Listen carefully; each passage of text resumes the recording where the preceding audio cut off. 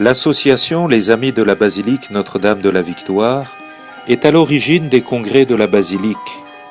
Depuis 2 ans, elle propose une réflexion sur l'Europe d'hier et de demain, invitant le public à prendre conscience des racines et de l'avenir chrétien de notre vieux continent.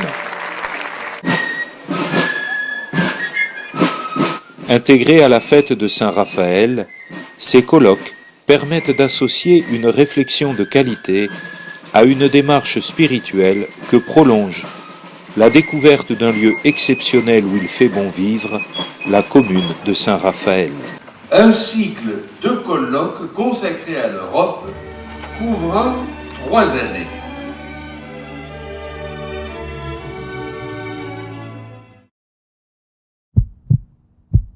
Cette démarche de réflexion est d'une certaine manière analogue à celle d'un médecin se penchant sur le cas de son patient.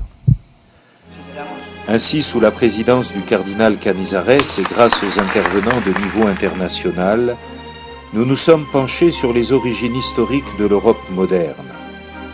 Savoir d'où elle vient permet de mieux cerner son identité.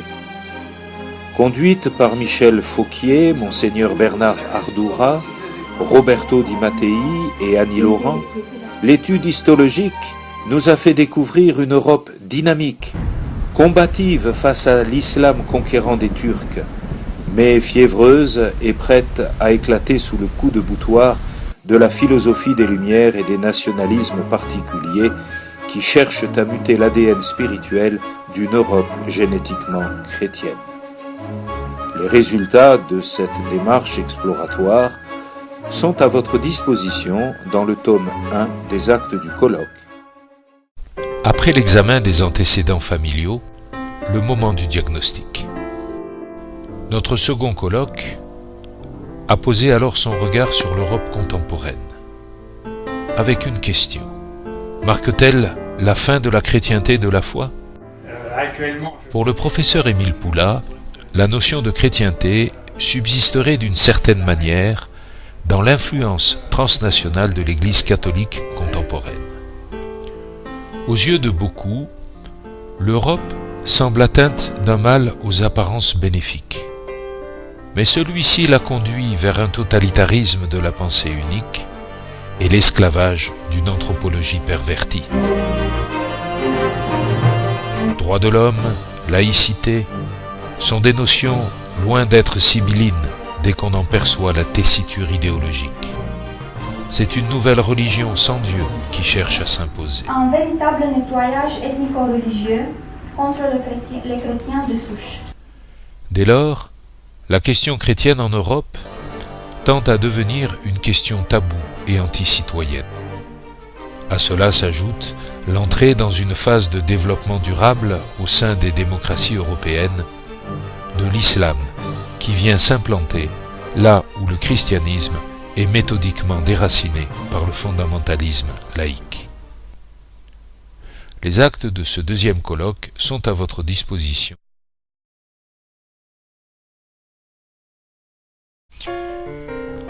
Si nous conservons notre analogie thérapeutique, nous arrivons avec ce troisième colloque, celui de cette année 2013, à la phase du traitement et à celle du suivi médical. Quel avenir pour les chrétiens en Europe et quel avenir pour l'Europe elle-même ? Entre ouverture et résistance, nous devons être sûrs d'une chose. L'Europe ne sera chrétienne que s'il y a des chrétiens en Europe qui s'engagent dans la cité et qui témoignent de leur foi. Ainsi se clôturera notre réflexion triennale sur l'Europe.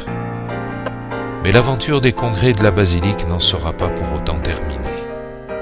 2014 élargira notre vision chrétienne européenne.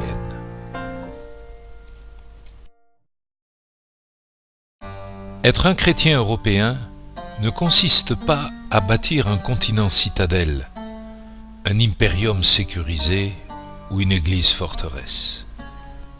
Plus que jamais, 2 qualités doivent animer le chrétien, la solidarité et le prophétisme. C'est pourquoi notre prochain colloque s'intéressera à nos frères chrétiens du bassin méditerranéen et du Moyen-Orient. Ils sont pour nous ces témoins de ce prophétisme chrétien et un appel à la solidarité.